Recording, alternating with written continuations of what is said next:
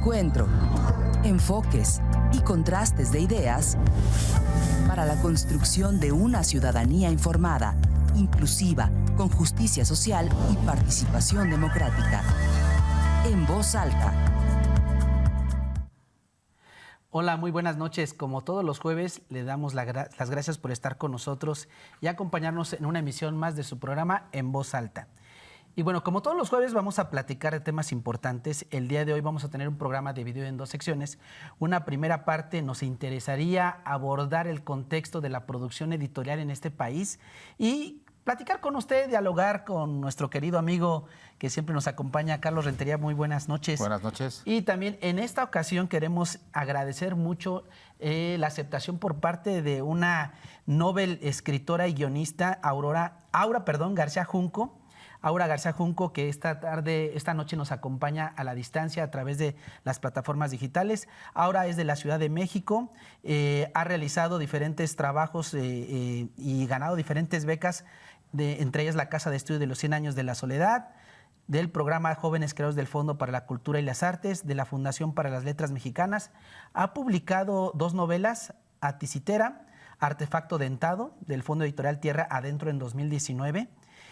Aura ha también participado tiene una novela llamada Mar de Piedra, de Seix Barral, y también un ensayo, El día que aprendí que no sé amar, de Seix Barral. Un libro de narrativa personal, Dios fulmine a la que escriba sobre mí, en 2023, que es su última obra.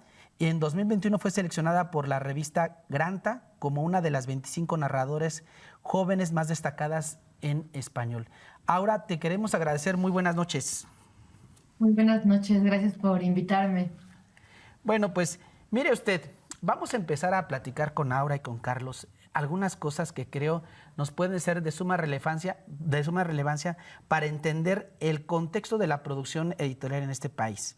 Ya de por sí, producir un libro es una tarea, y ya nos platicará ahora sus experiencias personales en la elaboración de su obra y luego todavía la parte editorial y salir a ofrecer sus letras, pero los datos que nos muestra la Cámara Nacional de la Industria Editorial Mexicana hablan que al año en México se producen alrededor de 20 y 25 mil títulos de manera anual. De esa producción editorial, entre 4 y 6 mil se destacan en temas de novela, cuentos, poesía, ensayos y en el ámbito literario en general. En México, la gente se lee más o menos entre 3 y 4 libros al año. ¿Usted cuántos lee? El 38% de la población es solamente aquellas personas que leen por gusto a algún tema que les suena de relevancia. Y luego más aún, ¿cuánto tiempo le dedicamos al día a leer? 43 minutos. Son datos que la Cámara Nacional de la Industria Editorial Mexicana nos muestra un panorama muy complejo, sobre todo para grandes talentos como Aura, en el sentido de toda esta lucha que se da por abrirse brecha en un mercado, Carlos, en un ámbito donde parece que la sociedad en México pues no es prioridad esta parte de la lectura, ¿no? Tenemos datos también, Carlos, Aura, que nos hablan, por ejemplo, en comparación a otros países, ¿no? Con Argentina o España. En España, por ejemplo, la gente en promedio lee alrededor de 8 libros. Y bueno, primero para entrar un poco en confianza, Aura, me gustaría que nos platicaras un poco de tu trayectoria, que nos hablaras un poco de las vicisitudes que has tenido para abrirte camino en este espacio de producción editorial, que es muy, muy complejo, sobre todo con varias situaciones que hacen más difícil el abrirse camino a alguien joven, a alguien talentosa, que compite no solo con grandes editoriales, que los datos nos dicen que la producción editorial se concentra en 3 grandes editoriales y solo un 15% ahora, digamos que representa a editoriales independientes, y que sobre todo son las editoriales independientes las que les abren espacio a nuevos talentos. Entonces, platícanos un poco cómo ha sido tu proceso formativo y cuáles han sido tus principales, vicisitudes que has tenido para abrirte camino en este mundo de la literatura. Yo creo que esa es una pregunta muy amplia porque en general yo pienso que a mí me ha ido muy bien. O sea, no creo que mi experiencia sea representativa de la gente que publica. Y lo veo por las personas a mi alrededor. Por lo que hago, pues la mayor parte de mis amistades se dedican a la literatura. Entonces tengo un amplio panorama de las cosas que pueden pasar, ¿no? Y yo empecé a incursionar en la literatura pues desde niña porque mi papá era escritor, entonces eso sin duda hace toda la diferencia. Él era un escritor muy de contracultura, de hecho mi último libro trata un poco sobre él, se llamaba asimismo H. Pascal. Y entonces como que el mundo por el que yo entré a la literatura fue otro, no fue el de los grandes corporativos, fue el de la literatura fancinera, el de la contracultura, etcétera. Pero al final, a pesar de que es un mundo poco visitado por la vasta mayoría de los lectores, sigue siendo el mundo de la literatura, ¿no? Yo crecí un poco, digamos que adoctrinada para ir hacia allá. Y el primer contacto que tuve, y que es lo que siempre recomendaré para aquellos que puedan aspirar a ello, fue una beca en el FONCA de jóvenes creadores, porque ahí me enteré de que existían escritores jóvenes. Por mi propia experiencia formativa, yo pensé que los escritores tenían todos arriba de 40, 50 años. Y ahí me enteré de otra cosa y empecé a conocer gente y creo que el mundo de la literatura tiene lo mismo que tienen todos los demás mundos laborales en México, ¿no? Por más que sea cultural, depende un montón de los contactos que tienes, de a quién conoces, de qué tan mal le caes a alguien. Y bueno, y perdón que empiece con este panorama pesimista, pero creo que hay que ser bastante claros con eso, ¿no? Es igual que cualquier otro mundo. Y mi primera publicación fue en una editorial estatal que también ha servido como plataforma para muchos escritores y escritoras jóvenes, que es Tierra Adentro. También quien tiene la fortuna de ser publicado en Tierra Adentro tiene grandes ventajas porque es una editorial que se pretende como para dar a conocer a creadores jóvenes. Y si ustedes ven el catálogo de Tierra Adentro van a encontrarse a muchas voces de la literatura muy relevantes que empezaron ahí. Es un catálogo amplísimo porque lleva décadas funcionando que les decía que es un programa gubernamental, que es súper relevante y creo que también hay que poner el ojo de que eso existe, ¿no? En otros países, si bien estamos muy rezagados en la lectura, no existen programas como este o como Jóvenes Creadores. Son una serie de estímulos a la escritura que creo y al arte en general que creo que tenemos que seguir luchando por mantener, porque esas sí son anomalías a nivel mundial. Y en general las becas que hay en México, si tú platicas con escritores de otros países, dicen, wow, es increíble esa parte del sistema. Luego ya tenemos todo lo que tú dijiste, ¿no? Lo de que nadie lee, lo de que hay tres grandes conglomerados que no editoriales que aglutinan la mayor parte de la publicación y la venta, etcétera. Eso ya aparte, ¿no? Y pues yo empecé ahí, luego tuve la gran fortuna de ser seleccionada por la revista Granta como una de las 25 narradoras jóvenes más prometedoras y eso me permitió acceder a publicar en un gran conglomerado. Publiqué en Planeta, en Seix Barral, tengo 2 libros ahí, pero para mi último libro decidí que yo quería una editorial independiente y me fui con Sexto Piso por múltiples motivos que tal vez podemos hablar porque tienen que ver con justo cómo funcionan los grandes corporativos como Planeta, que es te dan muchos beneficios, pero también te brindan la experiencia de ser una en un millón de publicaciones, de tener editores sumamente saturados porque tienen que publicar mucho. Eh, en fin, como que es otro tipo de manera de entender la literatura cuando publicas en un corporativo que cuando publicas en una editorial independiente. Entonces yo hice como un poco lo que a veces la gente entiende como el camino inverso, porque normalmente se van con una editorial independiente y luego con un conglomerado. Yo empecé con un conglomerado y luego decidí cambiarme a Sexto Piso, ¿no? Y ahí estoy, ¿no? En este último libro, Dios fulmina la que escriba sobre mí, que se publicó en 2023, que es un libro que yo quería que tuvieran cuidado especial porque es un libro en el que hablo de la muerte de mi padre y del proceso de duelo y de reconciliación y de todos esos años existiendo en la contracultura de la literatura. Pues para mí era importante que el proceso de edición y de publicación fuera un poco más íntimo y no pasara tanto por los procesos editoriales de una editorial gigantesca como es Planeta, aunque sea de Barral el sello. Ok. Sí. Una pregunta, Aurea. Yo creo que verte y decir que eres joven es pleonasmo, ¿no? Y digo, nos ven aquí en el programa, aquí en Querétaro, pues mucha gente que es joven y estamos en una universidad. Yo sé que a lo mejor es políticamente incorrecto, pero lo tengo que hacer. Si nos pudieras compartir a qué edad hiciste tu primer libro, tu primera publicación, y ahorita en tu edad actual, ¿cuáles son los planes que vienen para el futuro? Esa sería la primera. Ya, me agradó mucho escuchar tus comentarios, porque es algo que hemos defendido aquí en el programa, que tiene que ver el desarrollo de las personas con su medio ambiente. Y con el privilegio que tuviste de tener un padre que te guió, que te orientó, inclusive a lo mejor que, como le dijiste, te orilló a tener inclusive un estilo para poder escribir.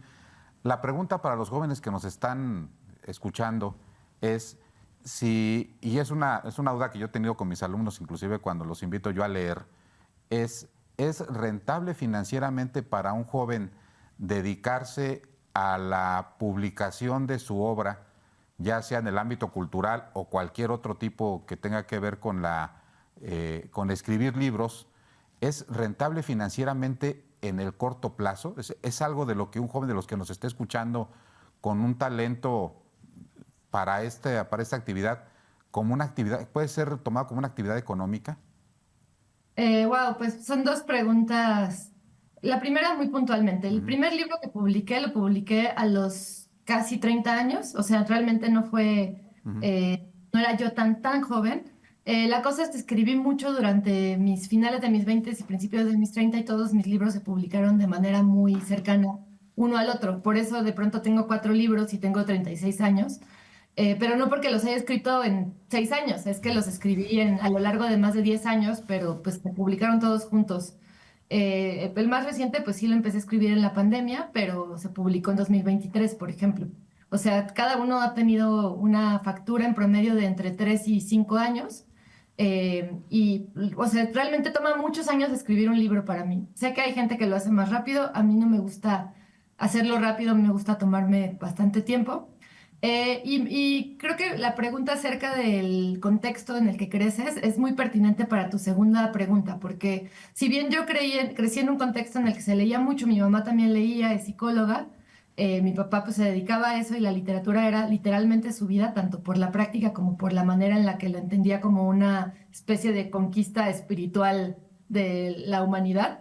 Eh, También había otra cosa ahí presente, que es que nunca teníamos dinero. O sea, una cosa no quita la otra, ¿no? Hay un privilegio por la parte formativa, pero hay una falta de dinero por la parte laboral, porque mi papá no generaba demasiado dinero, mi mamá era la que le daba la estabilidad a mi casa. Y bueno, y lo digo sin tapujos, porque de eso trata mi último libro, entonces pues ya esta información ya la compartí en otro lado, si no, no la estaría aquí ventilando. Pero, porque de nuevo hay muchos tipos de privilegios, ¿no? O sea, yo no tuve el privilegio del dinero, tuve una inestabilidad económica muy considerable en mi casa mientras crecía, justo porque mi papá se dedicaba a la literatura. Viene a cuento por lo que preguntas, ¿no? Yo, dentro de los años que llevo escribiendo, pues hasta hace no, de hecho nunca he dejado de trabajar de otras cosas, ¿no? Ahora lo que hago tiene mucho más que ver con mi quehacer literario, pero solo quizás el año en el que tuve una beca en la Fundación para las Letras Mexicanas, que era una beca un poco más alta que las otras, me pude dar el lujo de a veces dejar de trabajar, aunque ni ahí dejé de hacer trabajos para la industria editorial como freelance. Pero antes de eso, pues es muy difícil generar dinero escribiendo libros. Generas dinero de algunas cosas paralelas, ¿no? Por ejemplo, si te invitan a dar una conferencia y te la pagan, si te invitan a una feria del libro y te pagan, cosa que es raro, en general las ferias del libro a lo más que te pagan es tus viáticos. Ahora sí que te sacan a dar la vuelta y ya está. Y la verdad es que no siento que haya ahorita condiciones para que vivas de la literatura. Ni siquiera las personas que vendemos un poco más de libros, y digo un poco más porque ni siquiera es así como de que unas ventas impresionantes, podemos, yo creo, vivir de eso, porque además es un ingreso bastante irregular. O sea, yo conozco a gente que vive de escribir, pero son realmente excepcionales. Es muy raro que lo hagas. Perdón que acapare la entrevista, pero no me puedo ir sin saber tu opinión, Aurea, de esta nueva moda que existe o que esta tendencia que va a ser la producción de libros a través del sistema de inteligencia artificial, dado que ya hay pues prácticamente software que inclusive te los ofrecen ya en internet, diciendo escribe tu libro. Sé que hay software que determina si lo que escribiste lo escribiste con inteligencia artificial, y sé que hay software ya para eliminar esa posibilidad. Entonces vamos a entrar, creo yo, supongo, a una era que aparentemente, Arturo, la producción literaria, la producción de libros puede incrementarse, pero a través de esta herramienta. Me gustaría saber tu opinión sobre estos escritores que usan esta herramienta, si es bueno o malo bajo tu percepción. Y dos, habría otra pregunta que también he tenido con mis alumnos de la clase de negocios, ¿no? ¿Cómo se puede potencializar el tema de la comercialización de los libros, en tu opinión, a través de los audiolibros? Que me parece que en este mundo que es estar corriendo para todos lados, y me incluyo, ahorita un poquito antes de iniciar el programa me preguntaba Arturo, ¿cuántos libros lees? Y yo le dije, bueno, pues en promedio era uno cada semana, pero por lo menos podían ser 2 por mes, pero uno de los 2 libros, Aurea, es audiolibro para irlo escuchando en los trayectos. ¿Cuál es tu opinión de este tema? Pues sobre la inteligencia artificial, pues siempre han existido libros basura, y además creo que el problema ni siquiera es más grande, es ese, ¿no? Antes de entrar al aire hablábamos acerca de cuántos libros se producen y cuántos libros se consumen, y yo no he dejado de pensar en un dato que dieron en el juicio en contra de monopolio con Penguin Random House en Estados Unidos. Ellos decían de que de los 40,000 libros que publican, creo que al año, una cosa así absurda, en promedio se venden 12 ejemplares, lo cual a mí me pareció una cifra deleznable, porque eso solo quiere decir que estamos produciendo libros a destajo. O sea, si hay libros que venden 12 ejemplares, es porque no se está teniendo ninguna clase de cuidado con respecto a qué se publica, lo cual en este momento de la historia me parece sumamente irresponsable, porque al final la producción de un libro implica un montón de gasto de agua, de papel, hay muchas cosas ahí, ¿no? Y lo menciono porque que se publican libros por inteligencia artificial, pues simplemente es otra consecuencia de un sistema mercantilista y capitalista que hace que la producción del libro sea más por volumen que por calidad o contenido, ¿no? O sea, solo es una consecuencia de algo que ya existe, y ni siquiera creo que sea en este momento, al menos, algo tan notoriamente pernicioso, o es igual de pernicioso que lo que ya hay, al menos desde mi opinión, ¿no? Creo que la inteligencia artificial es una herramienta, hay mucha gente que la usa para escribir, y creo que hay que usarlo con mucha precaución. Ya sabemos además que mucho del contenido que está ahí es solo un remix, o todo es solo un remix de cosas que ya existen, muchas obtenidas hipócritamente de manera ilegal. Hipócritamente lo digo porque pues si bien la gente como Facebook se la pasa demandando derechos de autor, ya vimos hace poco una nota en la que dice que están educando su propia inteligencia artificial con una página de descarga de libros que todo el mundo se la pasa tratando de cerrar. Entonces, como que es un ciclo de la hipocresía. Yo no estoy en contra del uso de la inteligencia artificial para un apoyo, como una especie de bastón, pero crear un libro entero de eso no tiene ningún sentido. Tiene el sentido capitalista de vender libros sin ningún esfuerzo. Eso ya existe. O sea, esos libros escritos sin ningún esfuerzo ya existían antes de la inteligencia artificial. Ahora se va a acelerar ese proceso, que es parte pues, de un aceleracionismo mucho más grande dentro de la propia industria editorial, que ya venía sucediendo desde hace muchos años, ¿no? Y lo de los audiolibros a mí me parece bien, o sea, creo que estaría bueno que las editoriales los hicieran con más cuidado, porque a mí me ha tocado escuchar libros muy descuidados, en los que hasta se repiten párrafos y así, porque de nuevo todo es producción a destajo y súper pauperizado y demás, pero pues sigue siendo la parte de la industria editorial que más rápido está creciendo. Desde hace varios años ese es el ángulo al que las editoriales han decidido apostarle, porque pues sí, como dices, al final a veces las personas no tienen tiempo de sentarse a leer, o tienen una capacidad de concentración más baja, o corren y escuchan, qué sé yo, las dos cosas. Yo uso muchos audiolibros y normalmente lo que intento hacer es tener el libro impreso y el audiolibro simultáneamente para pues intercalarlos, ¿no? Dependiendo de qué tipo de lectura quiero hacer de cada cosa. Pues precisamente, Aurea, en el sentido de la creación de nuevas herramientas tecnológicas y sobre todo la influencia de estas plataformas sociodigitales como Twitter, TikTok, Facebook, Instagram y otras tantas, ¿qué tanto ha influido esta ola tecnológica en la forma de escribir? Y te lo digo en términos del tipo de influencia que estamos creando en una sociedad, sobre todo los más jóvenes, con poca capacidad de retención, con poca capacidad de procesamiento cognitivo, y que luego entonces la forma de escribir hacia dónde tendría que ir, ¿no? O sea, parece que no, pero es cierto, Carlos, ya no somos capaces de retener un poema.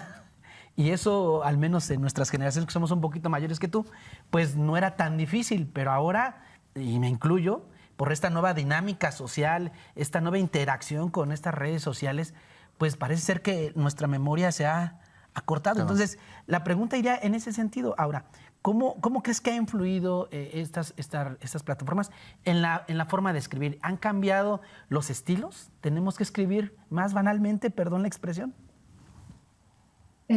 Yo creo que sí ha cambiado porque nunca ha existido un momento en la historia en la que la literatura no haya sido impactada por los sucesos tecnológicos, empezando por la imprenta, ¿no? Ahí empezó a cambiar la manera en la que se hacen los libros y en las que se escriben también los libros. Y ahora lo que creo es que la literatura pues tiene que seguir siendo un espacio en el que si bien no se vuelva conservador y no se rehúsa al cambio, sí hay algo de resistencia porque la literatura para mí es un acto de paciencia, la escritura es un acto de paciencia y creo que lo que tenemos que hacer es no hacerla algo tan volátil como lo son, por ejemplo, los videos de 30 segundos o un minuto, porque esos son los que pueblan el mundo, sin duda. Y yo creo que si vemos los dos grandes problemas de la literatura en este momento, el primero y más grande que engloba el otro es la explotación por el capitalismo, porque al menos aquí en México, que hablabas de las cifras espectacularmente terribles, la cultura laboral es tan opresiva que a quién le vas a pedir que lea cuando trabaja 12 horas y hace transportes. Aquí en la Ciudad de México al menos la gente se transporta por horas y horas, entonces como que tú dices, ay, sí, que lleguen a leer a su casa es una estupidez, ¿no? O sea, como que sí, habrá quien lo haga y felicidades y mis respetos, y sí conozco a gente que lo hace, pero lo cierto es que... O en el camión, ¿no? Que lo hacen. En el camión, sí, y hacen equilibrio y se caen, se golpean, lo que sea, ¿no? O sea, está muy cañón con las condiciones laborales actuales que tenemos. Pedirle a la gente que se ponga a leer y que elija leer por sobre algo tan sencillo como un TikTok, cuando además sabemos que los algoritmos que han producido estas grandes corporaciones están hechos para volverse adictivos, ¿no? Y cada vez se habla más de eso, pero creo que no nos hemos dado cuenta cuán pernicioso es el nivel de adicción que generan estos algoritmos, porque es una adicción como cualquier otra que se acaba volviendo intrusiva para la vida, ¿no?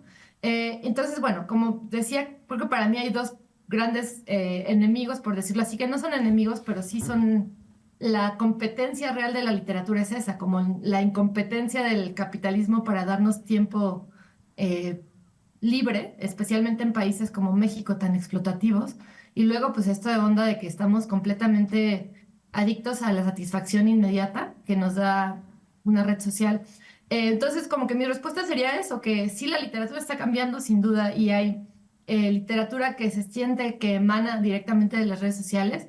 Creo que se pueden hacer cosas bien interesantes con eso, pero sí creo que tiene que ser como un trabajo deliberado, que tiene que ser un trabajo consciente y pues sigo apelando a que el arte tiene que ser ese espacio de resistencia y ese espacio de reflexión. Y si simplemente dejamos que se derrita y que se someta a las mismas reglas que tiene un algoritmo, pues de entrada vamos a salir perdiendo porque nunca va a ser así. O sea, nunca va a ser más adictivo un libro que un algoritmo que tiene todos estos incentivos visuales y sonoros y demás.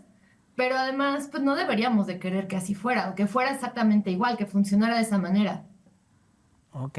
Oye, pues mira, nos quedan escasamente 5 minutos, Charlie. Yo no me puedo ir sin decir una pregunta a Áurea, que ahorita...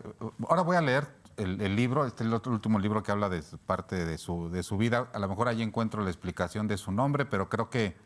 Y está en audiolibro también. Pudiera dar, creo que ya me dio un norte, ¿no? Dicen Áurea aquí, bueno, entre los que ya estamos llegando, bueno, yo pues, arribita de los 50, Arturo un poquito menos, que no podíamos irnos de esta vida sin hacer 3 cosas, ¿no? Plantar un árbol, tener un hijo y escribir un libro. A mí creo que me falta nada más la parte de escribir un libro. Y siempre lo he tenido y seguramente Arturo No sé si tengas algún libro ya Capítulo escrito. solamente. Capítulo. Una recomendación muy pragmática o inspiracionista, Aurea, que tengas para los que somos noveles en el arte de la escritura, ¿cómo seleccionar el tema de tu libro?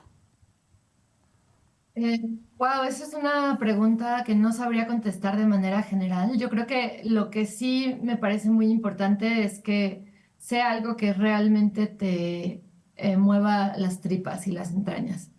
Si no es así, creo que no tiene ningún sentido hacerlo. Y yo siempre pongo como centro la pregunta de por qué quiero escribir un libro, ¿no? ¿Por qué entre esta vorágine de cosas que se publican todo el tiempo, quiero yo también escribir un libro? Ahora, escribir no es publicar. Son dos ejercicios que yo diría que son bastante diferentes. Y pues eso, si hay algo que realmente te revuelva el interior pensando que te va a tomar probablemente años de tu vida y un nivel de compromiso y constancia muy grande, creo que ahí es donde tienes que buscar la constancia para hacerlo. Especialmente eso, es un trabajo que, como decía, requiere paciencia. Los libros son animales lentos, se leen lentos, o sea, toma mucho más tiempo leer un libro que ver una serie, toma mucho más tiempo leer un libro que ver una película, y escribirlo ni se diga, ¿no? O sea, sí es un proceso bien, bien lento, y entonces pues tiene que ser algo que realmente te vuele la cabeza. Ok, ahora, bueno, pues estamos por concluir. Primero agradecerte que te hayas abierto el espacio para estar con nuestra audiencia aquí en la televisora de la Universidad Autónoma de Querétaro. Y para ir cerrando, ahora, ¿dónde podemos encontrar tu material? ¿Cómo te podemos encontrar a ti? Y sobre todo, ¿qué proyectos hay en el futuro? Ya para cerrar esta primera parte del programa contigo, ¿hacia dónde va el trabajo de Aura? Me pueden encontrar en Instagram como Aura García Junco, con mi nombre. Mi nombre de usuario, la verdad no me acuerdo, pero como Aura García Junco me encuentran. Mis libros se consiguen en muchos lugares, en general en Gandhi, Educal y demás, encuentran los libros. Y si no, pues siempre los pueden encontrar por internet, porque en realidad son bastante fáciles de conseguir, como no son tan viejos, se consiguen con cierta facilidad.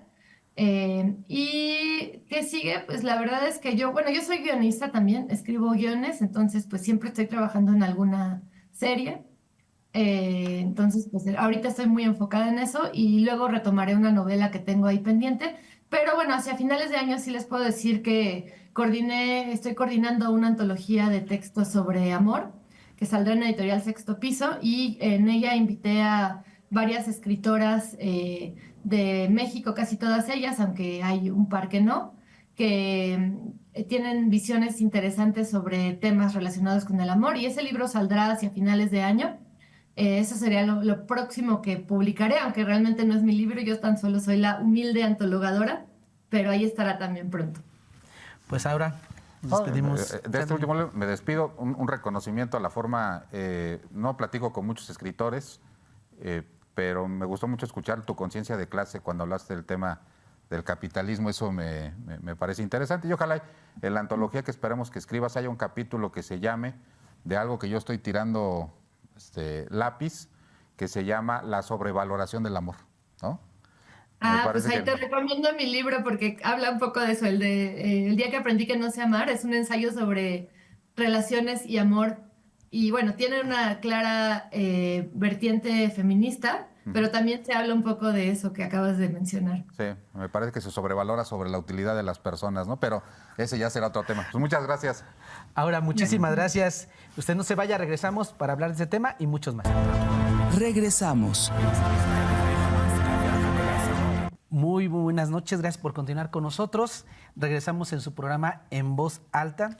Hemos abordado en esta primera parte una reflexión, un diálogo con Aura García Junco. Ella es escritora mexicana, joven novelista, ensayista, y nos ha dejado muchos aprendizajes, ¿no, Charlie?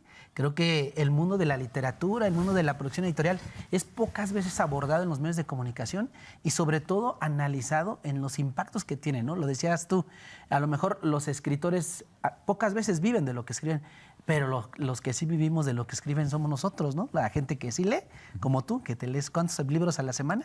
Pues mira, es que hubo una ocasión en la que tenía un programa parecido a este que se llamaba De Libros y Política con Carlos Rentería. Entonces, una semana tocábamos un tema político y la otra semana dábamos la recomendación de un libro. Entonces te obligaba a leer un libro por semana porque pues, por lo menos tienes que leer 2 pues, para recomendar uno. Pero curiosamente, Arturo, de la gente que leía más o que nos escuchaba más porque era un programa de radio, la gente estaba muy atenta a que le recomendáramos libros. Era cuando todavía este tema de las series no estaba tan socializado, ¿no? Entonces, me parece que una de las formas interesantes de poder captar y a lo mejor deberíamos de tomarlo como referencia aquí en el programa, por los últimos 5 minutos de cada programa, dedicarlos a decirle a la gente, mira, acabo de leer un libro y está bueno. No sabes el efecto que tiene con la gente, ¿eh? O sea, cuando tú ya lo hiciste y le dices, oye, mira, yo creo que este libro te va a ayudar mucho en lo que estás comentando, ¿no? Y la gente va y lo compra, ¿eh?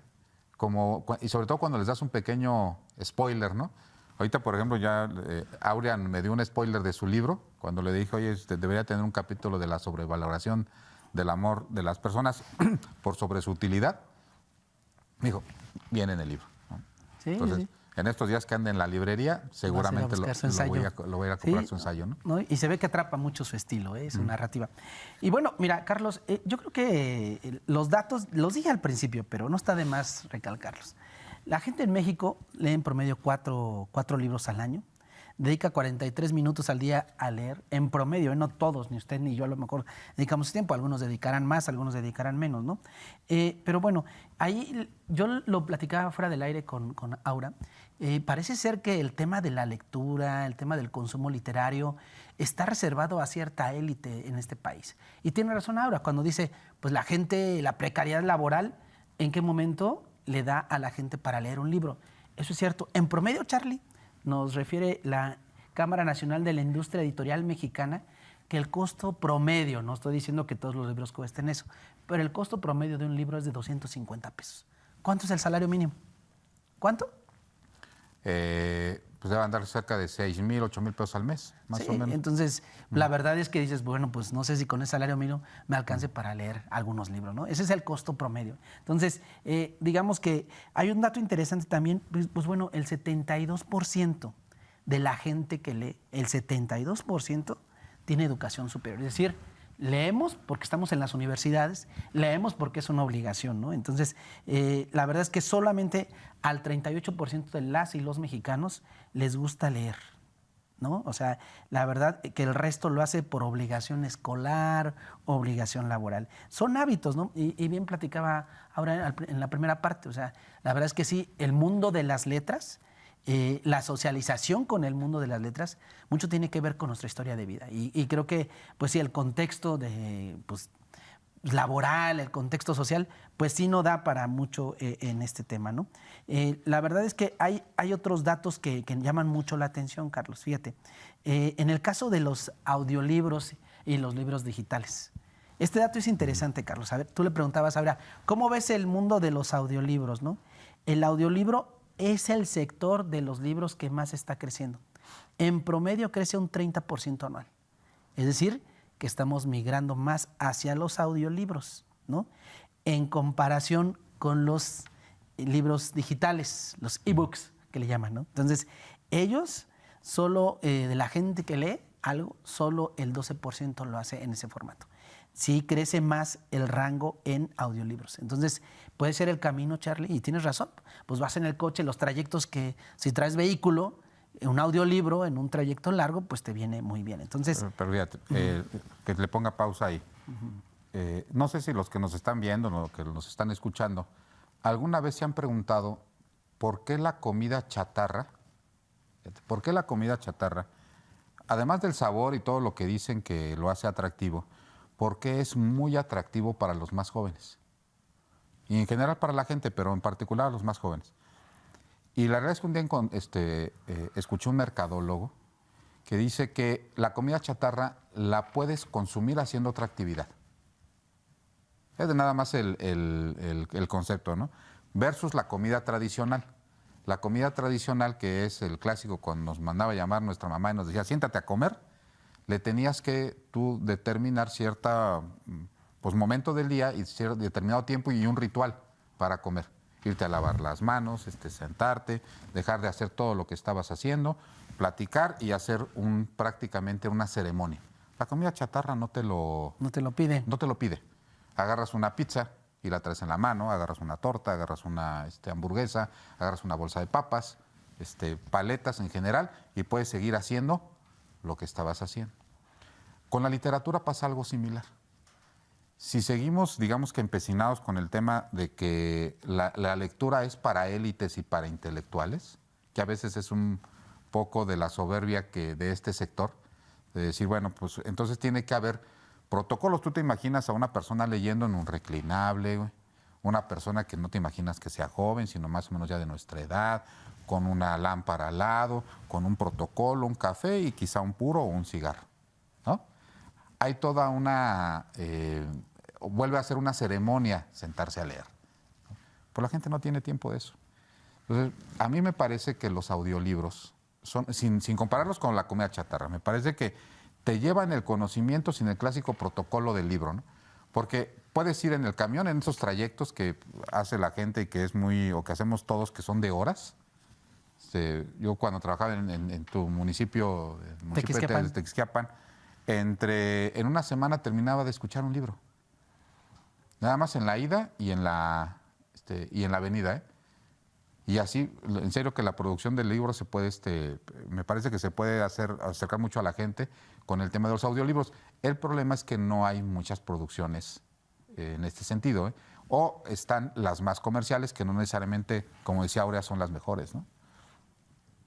Pues Charlie, la verdad es que estos datos pues sí nos hacen reflexionar y nos hacen entender que el mundo de la literatura, pues tienes razón, a lo mejor lo vendemos como una situación de élite y eso, pero también la realidad es abrumadora, Carlos. O sea, 250 pesos invertirle en un libro, pues sí, a lo mejor pues uno al mes o dos, no lo sé, pero cuando el gran grueso de nuestra población, pues las condiciones económicas pues no son las más privilegiadas que digamos, ¿no? Pero una suscripción, te voy a poner el ejemplo, una suscripción de una de estas plataformas de audiolibros son de 100 a 150 pesos al mes. Ahí tiene el dato.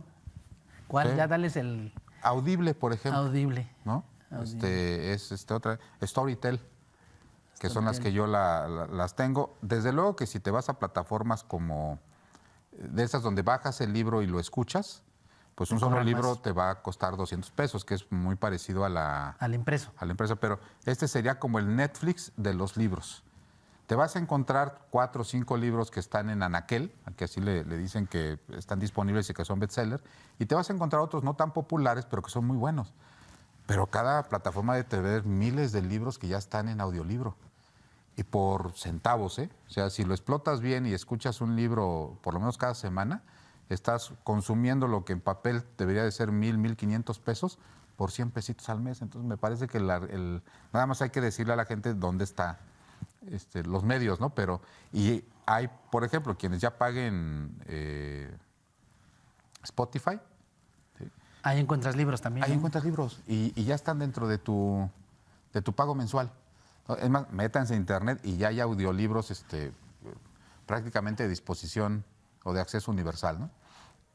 Oye, Charlie, tú que eres experto en política pública, ¿qué políticas públicas ayudarían a democratizar el acceso a la literatura? Y esto lo digo en el sentido de que, ya lo decía ahora también, la producción editorial, la gran producción editorial de este país está concentrada en aglomerados como Grupo Planeta, ¿no? Por ejemplo. Entonces, ¿cuáles serían las políticas públicas que ayudarían a democratizar el acceso a la literatura? Mira, ya no le preguntamos porque fue muy rápido, pero me hubiera gustado escuchar su opinión sobre el Fondo de Cultura Económica, por ejemplo, ¿no? Que son aparentemente editoriales del Estado, y si esa es la solución. O sea, si la solución es tener un lugar que sea de gobierno, o como ella nos comentaba que era otra editorial que era Tierra Adentro, ¿no? Que también era un proyecto de gobierno y que hacía la publicación de algunas de las obras, ¿no? O sí, Arturo, el gobierno, en este caso, hablando de una política estatal, debería de tener este programa de becas de la que ella misma fue beneficiaria, para crear una beca estatal para creadores de contenido. Y de este tipo de contenido, de contenido literario que pueda o no ser llevado al libro, ¿sí? O que puedan hacerse antologías, como ella lo decía, o recopilaciones, ¿no? Y que pueda después convertirse en un audiolibro, que se pueda pasar a través del celular y que la gente lo pueda escuchar.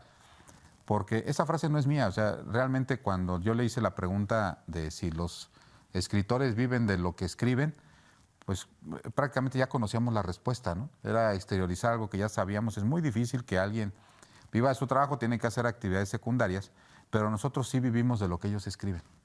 Entonces me parece que ahí da el cruce para una política pública que me parece que no, en el caso del Estado no lo hay, ¿no? Pero sí debería de haberlo. No con el objeto, como decía Aurea, de que las producciones se vuelvan, Arturo, comerciales, ¿eh? Porque la producción comercial no necesariamente a veces es lo que necesita el alma, ¿eh? Ni todas las almas, ¿no? O sea, perdón, ¿no? Pero yo cuando estoy escogiendo un libro, no sé si te pase, hasta donde camino rápido es donde dice superación personal. ¿Sí? No volteo, no volteo, no volteo, no volteo, no volteo, no volteo. Porque muchos de ellos son los que ella conocía como libros basura. Sí, sí, sí. O sea, la mayor parte de los libros basura están en superación personal. Claro. Hay algunas que son se salvan. Que se salvan, ¿no? Y otros que rompiendo este mito de la intelectualización de la literatura, de los libros, que me han criticado mucho, por ejemplo, en caso de finanzas. Yo pues sí tengo la formación académica en materia de finanzas, pero a mí, por ejemplo, me gusta mucho y recomiendo mucho el libro de Padre Pobre, Padre Rico, por ponerte un ejemplo. Al que algunos dicen, es un libro de basura de finanzas. Así lo han calificado algunos de mis compañeros maestros o doctores en administración. Digo, sí, pero ese libro que le llamas basura en finanzas habla en lenguaje claro, de tal forma que la gente lo entiende. Y cualquier libro que haga que la gente entienda algo, por las razones que sea, me parece que es un libro que por lo menos es útil. Aunque la prosa, aunque la técnica no corresponda a las élites de cómo se tiene que escribir, es un libro eficaz, ¿no? Entonces, me parece que ahí podría ser un asunto de política pública para el Estado, en particular para las áreas de cultura, la generación, como decía Aurea, de estas becas y después tener el contenido para poderlo masificar, ¿no? Pues sí, la verdad es que es muy triste, pero en México somos una potencia editorial.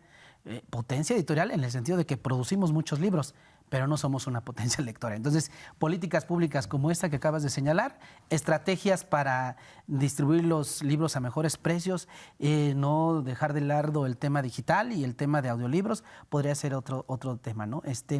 Ahora, la verdad es que también hay retos importantes. Fíjate, un dato del INEGI refería en el año 2022, hace 3 años, no hace mucho, pero es el último dato que encontré, que pues es una paradoja en México, ¿no? Producimos muchos libros, pero el 42% de los hogares en este país, es decir, 4 de cada 10 hogares en este país, no tenían un solo libro, ni la Biblia.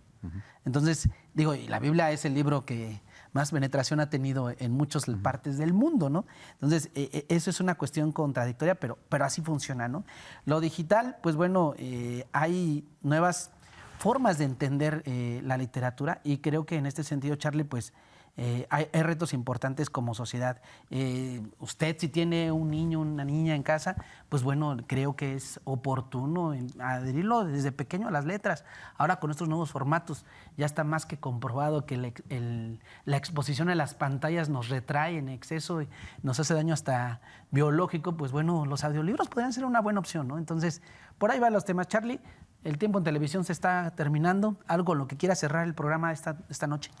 Yo creo que hay que tener atención en si el libro, no sé si la literatura, pero los otros libros que prefieren o que tienen el objetivo de transmitir el conocimiento. Yo he visto extractos de libros, Arturo, en redes sociales, en particular en TikToks de 3 minutos que te sacan un extracto de un libro que transmite con imágenes mejor la información que el propio libro, sin alterar el contenido. O sea, hay generadores de contenido que toman el fragmento del libro, le ponen una animación, le ponen subtítulos y la idea queda precisamente clara. Me parece que de aquí en adelante vamos a tener que decir ¿el libro es un fin o es un medio? Si es un fin, entonces que esté bien escrito, aunque no transmita nada. ¿sí? Pero si es un medio para que la gente tenga conocimiento y la gente empieza a tener conocimiento por otros lados, me parece que estamos viendo que la existencia del libro en sí mismo, como un instrumento para el aprendizaje, pudiera estar teniendo una época de crisis. Qué triste. Y lo digo triste porque pues no hay como el proceso cognitivo. La verdad es que sí tienes razón. El TikTok puede, pues sí, mostrar información, la socializamos bien, pero ahí lo que estamos haciendo es acostumbrar a nuestro cerebro a no generar un proceso creativo, que sí implica un libro, ¿no? Un libro sí te hace viajar, sí te hace pensar y te hace imaginar otros mundos. El TikTok ya te los da. Pero bueno, ya será momento de otra discusión. Pues, Charlie, muchas gracias por acompañarnos esta noche y pues, sobre todo agradecerle a usted que cada jueves aquí nos sintoniza y nos aguanta un poco. Carlos, muy buenas noches. Buenas noches.